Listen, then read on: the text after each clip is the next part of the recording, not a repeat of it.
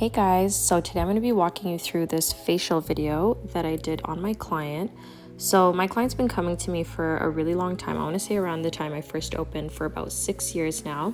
Before me, she was going somewhere else. She ended up getting a chemical burn. That doesn't mean that esthetician is bad or anything. It just means maybe she just didn't have as much experience. So just a little background, my client has, I want to say, combination skin. It's not dry, it does get oily, and she does have a little bit of dry areas, more so around the mouth area. So she comes to see me about once a month. Her skin is usually immaculate. It is gorgeous. She has some larger pores, but that is completely normal. Everybody always comes in and they're like, oh my God, like I hate my pores. Everybody has pores. You can't shrink them till they disappear, but you can definitely minimize them by cleaning them out monthly and then getting treatments as well. I was gone away for about 2 months, so this client missed 2 months of facials. I was in Lebanon and I'm back now. She is one of the first people that I'm seeing. So her skin isn't doing the best right now. She did have a really big cystic pimple on her cheek. You will see it later in the video. And then she visited a dermatologist. They injected it with, I think, cortisone, and it diminishes it, but it did leave a scar. She said she didn't pop it, but I noticed it did leave like a little bit of an indent. So today I'm going to be doing a customized facial on her. It's going to be super customized, so you're going to see it's literally going to be bouncing from one thing to the other. So here I started off first by using a oil cleanser, and I love oil cleansers just to help loosen up any of that dead skin, and it helps with extractions a lot because it does loosen up blackheads. And then on top of it, before washing it off, I didn't even wash it off. I ended up just going in right away with a cleanser. This cleanser has BHAs and it's going to help with her acneic skin. The reason why I didn't wash off the oil cleanser before I went in with the second cleanser is because she does have a little bit more sensitive skin, and her skin isn't completely oily, so I did want that oil cleanser mixed in with the second cleanser, the BHA cleanser that I used. I like to do this, it really depends on the person's skin. Sometimes I'll wash off the oil cleanser, sometimes I won't. Make sure when using an oil cleanser you emulsify it with water so that it activates. So once I'm finished that step, here I'm just taking a look at her skin. I like to stretch the skin and see if they have any blackheads, whiteheads, texture, dryness, anything. So I'm literally just analyzing it.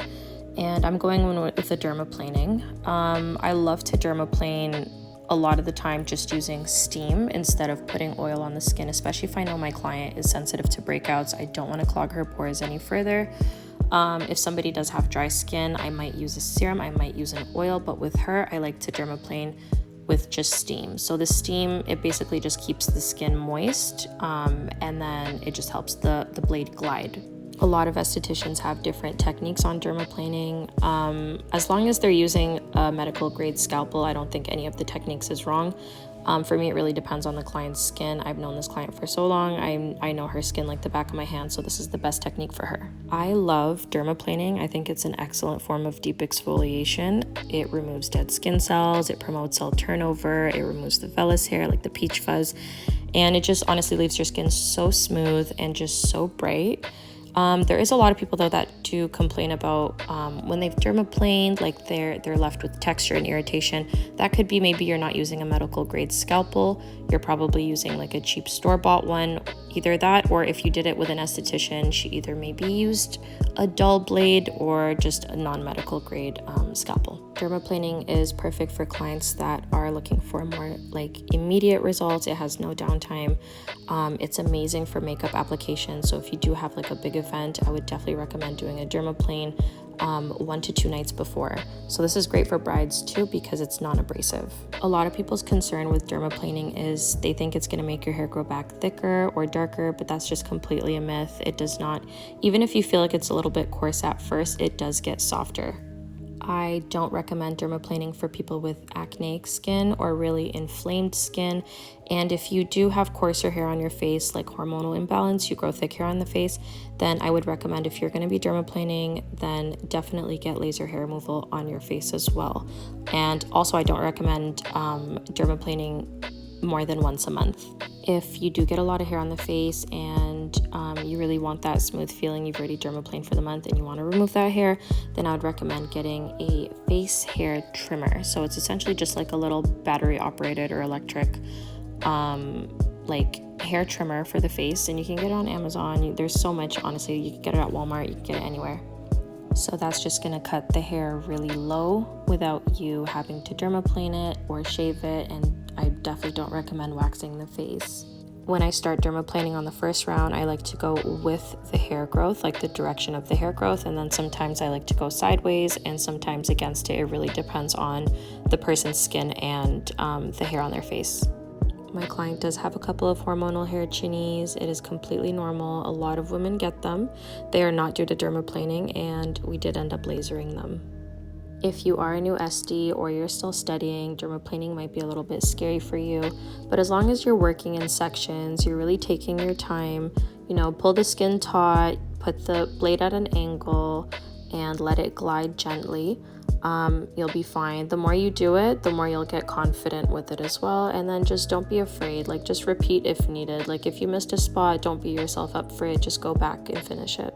Here I'm pretty much almost done. I'm just going back over some areas where I thought I missed. And next I'm going to be microderming her scars. So she has these 2 ginormous scars on her face, and this is where she had these 2 big pimples that I mentioned earlier in the video, and she visited a dermatologist and they injected them for her.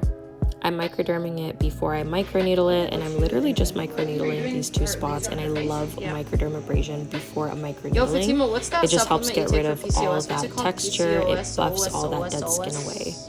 The microneedling is going to stimulate collagen production, and it's really going to help improve the scar and fade the hyperpigmentation and improve the texture of it as well. I like to just use a medical grade hyaluronic acid with my microneedling just because I find it to be the least irritating. And then next I'm going to be doing her extractions. She has quite a bit on her nose. It's not that bad. She doesn't really need it all over her face. I don't like to use metal tools. I do love to use my infamous Q-tips, and not just any Q-tips, my pointy Q-tips. It really helps me get like a proper angle to get under that blemish and then just push it all the way out instead of pushing some in and pushing some out.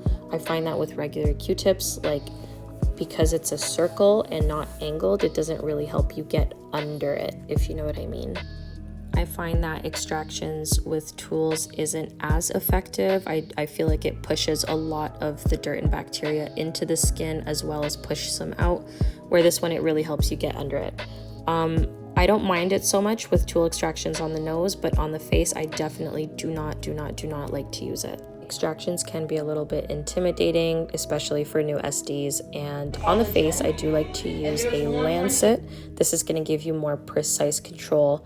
It's going to minimize the trauma as well. So when you're making the hole a little bit bigger, because every single whitehead and blackhead does have a tiny little hole if you look really closely, when you stretch that hole, it's going to cause less trauma on the skin. When you're causing less trauma on the skin, that also reduces the inflammation and then less risk of scarring. So moving on, the next thing we're doing is RF skin tightening. So here I'm just applying a vitamin-rich serum, and then I'm going to be turning on the steam so that the skin stays pretty damp, because I do like my tool to glide.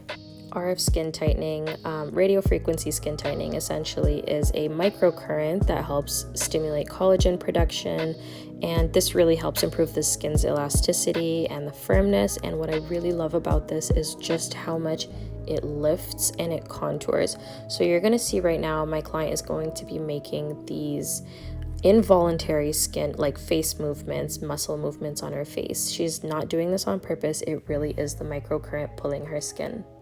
This is going to reduce jowls, improve wrinkles, and then it also helps reduce the double chin as well. This procedure is pain-free. It doesn't hurt, but it does feel a little bit strange. It's almost like a tingly, vibrating, weird, strange feeling. It feels a little bit weird on the forehead. It's almost like when you put it on the forehead, you can almost feel it in your scalp, like your scalp is kind of pulling, but it doesn't feel bad. It doesn't hurt or anything like that.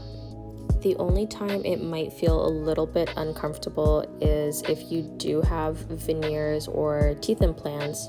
but it's not painful. It just feels, you kind of just do feel it in your teeth a little bit.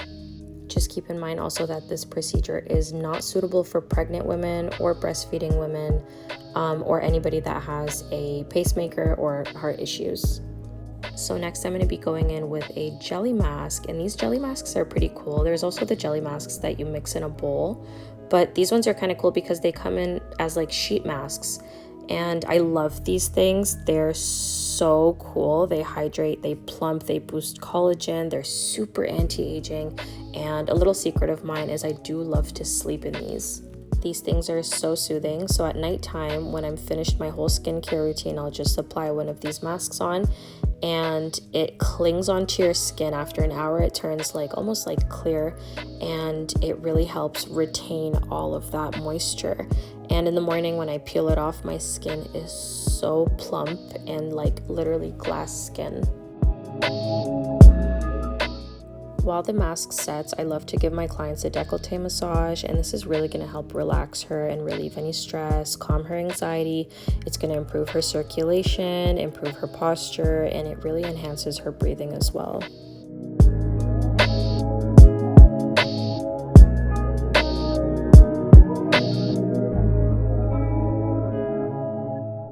Here I'm wiping away the residue of the jelly mask. A lot of people do like to keep the residue on. I'm not that type of person. I don't like too much on my skin. I don't like to feel like my pores are clogged. So I'm just wiping it away with these 2 facial sponges and then some warm water.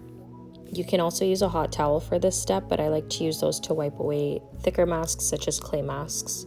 Next, I'll be going in with a toner. I like to keep my toners very soothing after facials, so nothing with any active ingredients, no AHAs, no BHAs, something just to regulate the pH balance of her skin.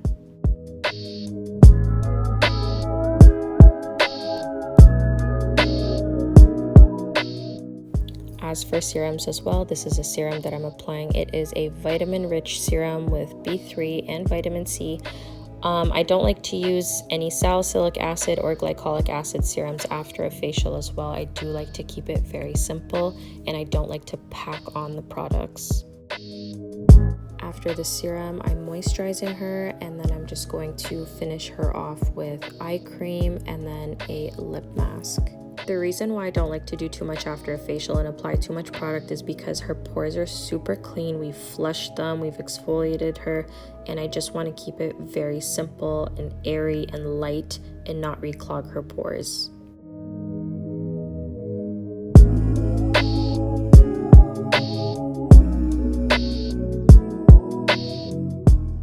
With eye cream, you don't want to just apply it on the under eye, you want to apply the eyelids as well and not neglect that area.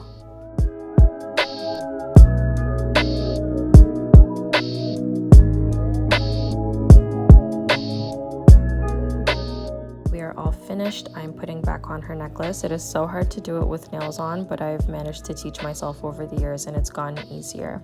If you like these walkthrough videos of my facials, then subscribe for more.